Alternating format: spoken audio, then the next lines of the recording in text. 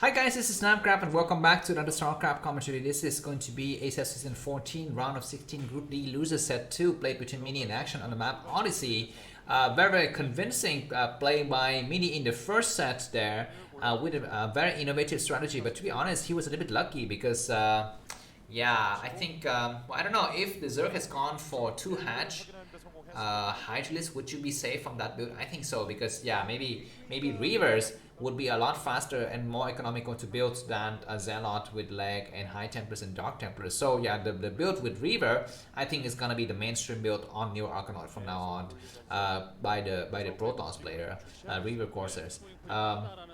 Yeah, but anyways, this is gonna be on a different map, Odyssey. This is that 2-player map that Shine did a crazy strategy against Snow in the round of 24, building a hatchery at his enemy's potential third base there.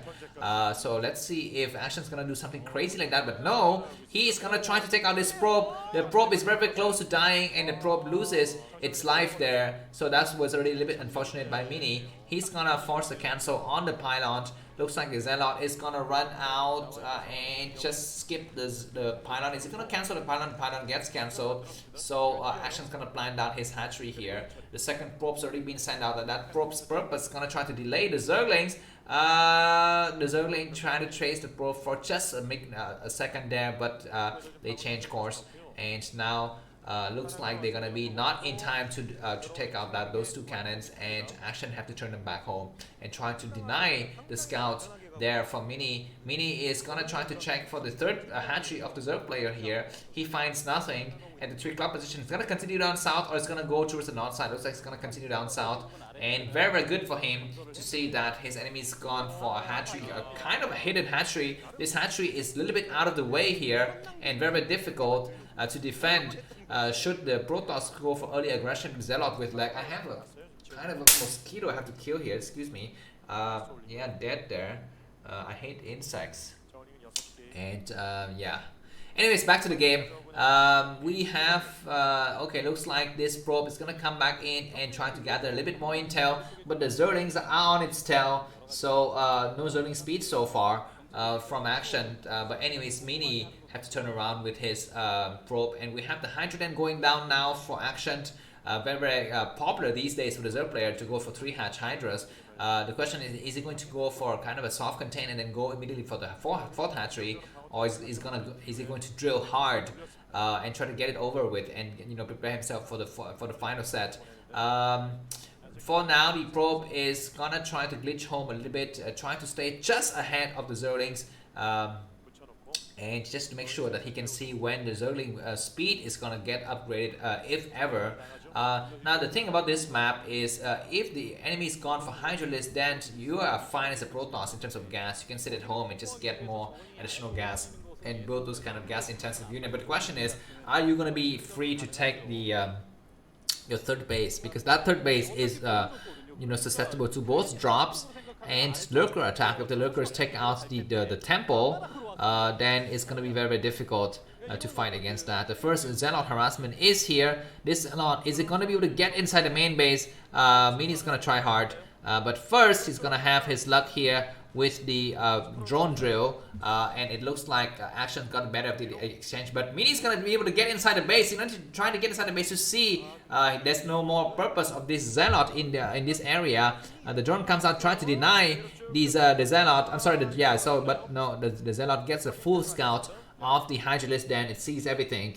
And now Mini can prepare his build accordingly. He could suspect something like that. We have more Zealot coming out, so it looks like Zealots are coming out and harassing the 4 o'clock base, which is very much out of the way here of the Zerg player. And Action is forced to make a lot of Zerglings everywhere to defend against this. This might look like good victories for Action, but what he needs are drones, not Zerglings. But anyways, he's gonna have a small victory here as more Zerglings are coming to reinforce.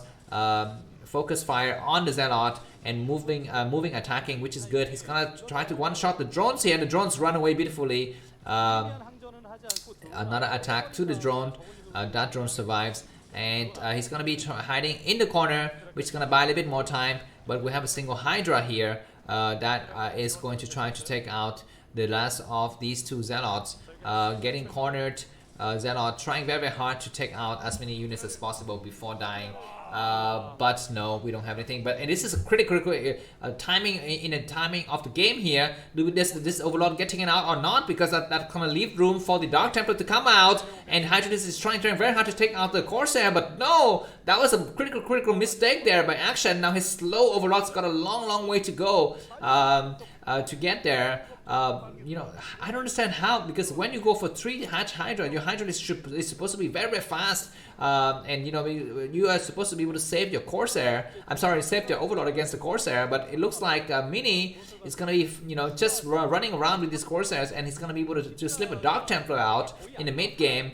Looks like switch to Spire there, and I'm not sure if Mini has an idea about that for now. He's just gonna go towards the southern side, the 4 o'clock base, to see what's out in that expansion. He sees just very standard, no gas being taken. He counts the number of drones, about 7-8 drones there.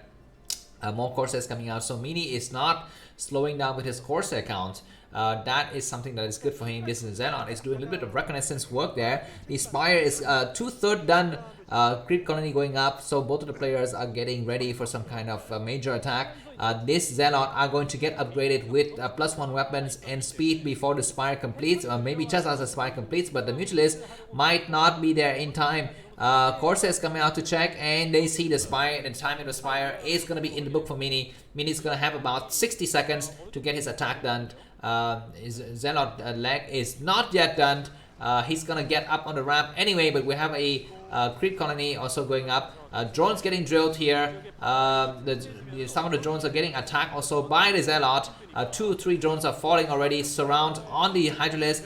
And now this Sunken is going to fall. Is this the moment of truth? Is this the moment that Action gets eliminated from ASL and Mini goes into the finals game? I'm not so sure just yet, because these Corsairs are gonna be meat for the the Overlords are gonna meet for the Corsair, but it's gonna be careful, Mini, because some Scourge is gonna be morphing out momentarily. I guess this assault here at the Zergstad base has finally finished, but the Corsairs have to run for their life now.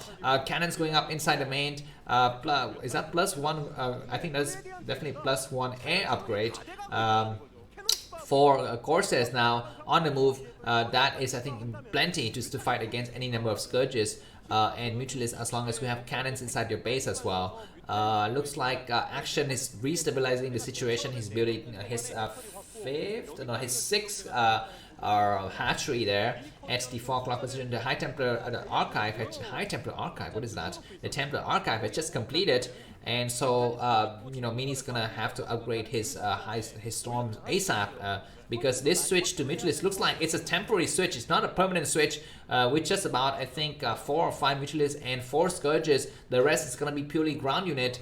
Sometimes I lose again these kind of builds, you know, where my opponent Zerg, you know, just build very fast Spire, but don't make anything, or just make 1 or 2 pair of Scourges to kind of fake me into thinking that you know, he's got a ton of stuff, but he doesn't have anything, and then he's built a really crap ton of ground unit to really defeat me. But anyways, Corsairs in the vicinity taking out a lot of Overlords here. Some of the Corsairs a little bit damaged. Do we have a Dark Templar to follow up? We don't see it yet. There's a stray Overlord at a 6 o'clock position, but I don't think Mini's gonna have a chance to take it out. Zealot are still in the vicinity, taking out a lot of Hydralisks here. Zealot with upgraded +1 weapons is very strong here. Corsair trying to take out some of the Mutualists. They need to stay as far as possible from the ridge to not get attacked by the Hydralisk, and that was kind of a stalemate situation for both of the players here. But looks like Mini is gonna have the advantage, but the supply doesn't tell that kind of story. Maybe Mini is kind of bleeding too many units here. He's gonna try to come in, and if these Overlords are falling, that's gonna be very good here. There's gonna be just a single Hydralisk remaining that's gonna be able to take out these Corsairs. And he's losing a lot of Corsairs, Mini. He's losing, he's got 5 or 6 Corsairs, but now he's down to 2. Sorry, he's down to 4. He's gonna have to run for his life here. And let's see if he's gonna be able to escape home just fine. We have a Dark Templar coming out. Do we have a Robo? We don't see the Robo anywhere in our radar. But these Corsairs, you know, spotted, allowed the Scourges to spot the movement of the Zealot and and the Dark Templar there. So that was completely thwarted, and Action Supply is keeping up quite well. So I don't know if Mini is gonna have a chance to really win this game or not. He's got a couple of good victories, but I think he bleeded way too many units, and he didn't really hamper Action's economy there. You know, 6 hatchery Zerg is still doing very okay here, and he's catching up in supply. Of course, neither of the players know about the other guy's supply situation. Only we know as the observer here. But we have some storms already. Only 2 High Templars though. Not many storms. That is probably for Dragoon range over there, as the air weapons 1 upgrade is probably already done. Zealot still moving out, looking for some kind of you know, a stray overlord to destroy here.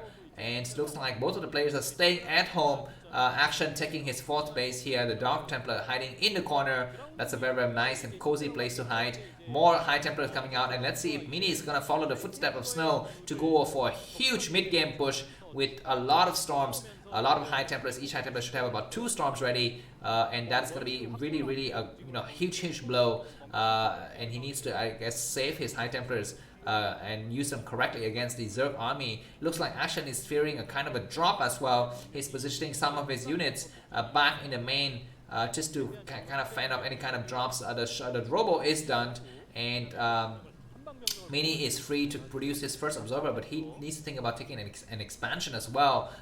He doesn't know that well, I guess he kind of guessed that his enemies is staying at home because he doesn't see any kind of troop movement. That's a lot of ground units, man. Mini is not taking an expansion. He's got some probes ready at the 10 o'clock position and the 9 o'clock position, but he's not expanding just yet. He's gonna wait for his huge ground army to mature with Dragoon range upgraded, +1 army and +1 weapons are done.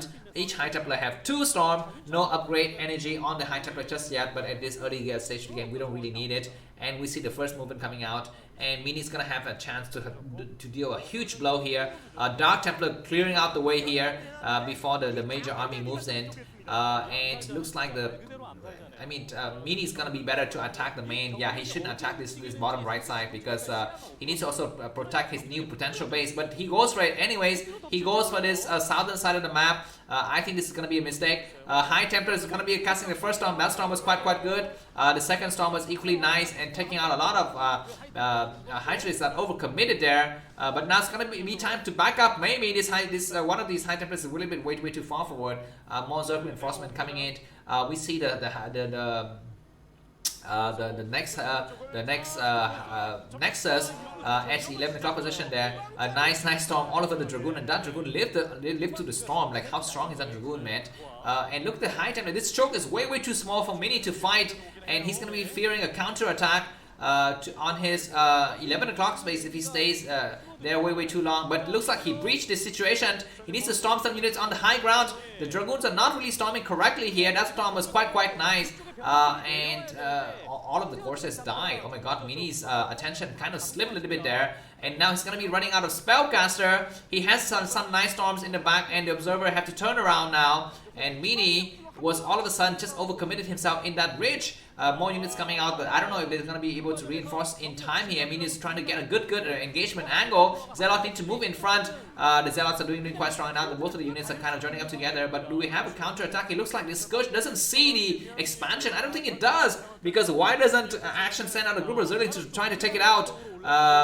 Looks like now that the base is kind of a little bit set up, Mini is going to cover the north side of the map just to make sure that no Zergling attack can go through it. Finally, the Scourge goes through. Remember, this is the game between Mini and Hero. That means just continuously get dropped with lurkers in that base. He needs to not make the same mistake here. Huge storm is incoming, man. We need to get some crazy storm. He's not storming, he's waiting, and we have a Doom drop also. Let's see which player is gonna get the better exchange here. We have a kind of a base trade situation here, and these storms are very nice, taking out a lot of units. The Dragoons are not moving forward. Some Zealot attacking in this area as well. Dragoons are kind of getting stuck there. Those storms are beautiful, man. Just taking out a lot of lurkers, and finally Dragoons move forward to attack the rest of the army. And these probes are going to have to get transferred. The Templar Archive is going to get destroyed. Mini need to rebuild his Templar Archive here. Looks like Zerg is getting on the high ground. He's defending that high ground ferociously. Is that a lurker attacking? I'm not so sure.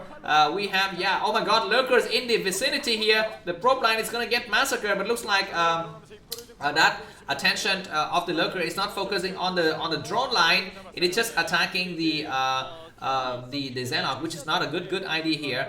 This base, is it going to get saved or not? It's very difficult. Looks like the main base of Protoss is going to get saved. Looks like none of the critical infrastructure was destroyed, and Mini is storming all over the freaking mineral line here of Action's main base. Action lost a lot of stuff, and Action GT, so Mini is gonna be playing the last game against the winner, I guess the loser hero in a winner set. So that is something that is gonna be very interesting and fun. So let's look forward to that again. Thanks for watching and see you soon. Bye bye.